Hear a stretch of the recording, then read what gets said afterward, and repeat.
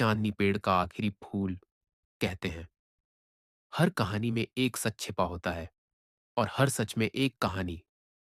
आज मैं आपको जो सुनाने जा रहा हूं वो एक ऐसे फूल की कहानी है जो सिर्फ साल में एक बार खिलता है और जिसे पाने के लिए कुछ लोग अपनी जान भी दांव पर लगा देते हैं। ये कहानी है पहाड़ों के बीच बसे छोटे से गांव सुरमापुर की, जहां ऊंचे ऊंचे देवदार के पेड़, चांदी जैसी चमकती नदियां और बर्फ से ढकी चोटियां चारों तरफ फैली थी। गांव के बीचों बीच एक पहाड़ी की चोटी पर खड़ा था एक पुराना विशाल पेड़, जिसे लोग चांदनी पेड़ कहते थे। कहा जाता था कि यह पेड़ सिर्फ पूर्णिमा की रात को जागता है।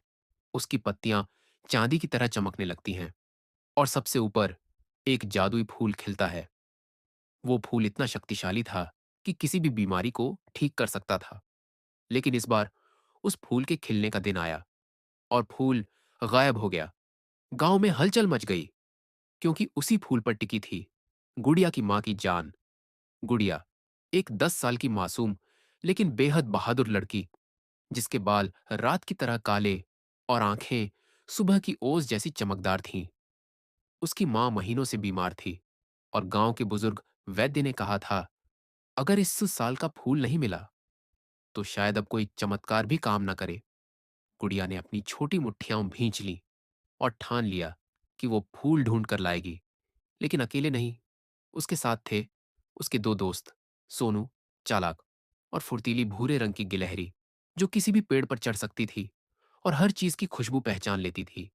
भोला गोल मटोल हाथी, जो थोड़ा आलसी था लेकिन उसका दिल बहुत साफ था। रात के सन्नाटे में तीनों दोस्त निकल पड़े चांदनी पेड़ की ओर। लेकिन सफर आसान नहीं था। रास्ते में सबसे पहले मिला काला उल्लू, जिसकी आंखें लाल अंगारों जैसी चमक रही थी। वो एक टेढ़ी मेढ़ी डाल पर बैठा गहरी आवाज में बोला, फूल चाहती हो तो पहले मेरा सवाल सुलझाओ, वरना आगे नहीं जा पाओगी। सवाल आसान नहीं था, लेकिन सोनू की चालाकी काम आई और उन्होंने जवाब दे दिया। उल्लू ने पंख फैलाए और उनके सामने का रास्ता खुल गया। आगे बढ़ते ही एक बात करती नदी रास्ता रोककर खड़ी थी। उसकी लहरें जैसे गा रही थीं, जो सच्चा है वही पार होगा। नदी ने उनसे एक एक करके सच बोलने को कहा और गुड़िया ने अपने दिल की सबसे बड़ी सच्चाई बताई। मुझे डर लगता है, लेकिन मैं अपनी मां को बचाने के लिए सब कुछ करूंगी। नदी मुस्कुराई और उन्हें पार जाने दिया। आखिरकार वो पहुंचे चांदनी पेड़ के नीचे, लेकिन फूल वहां नहीं था। अचानक पेड़ की जड़ें हिलने लगीं और अंधेरे से निकला एक छाया दानव।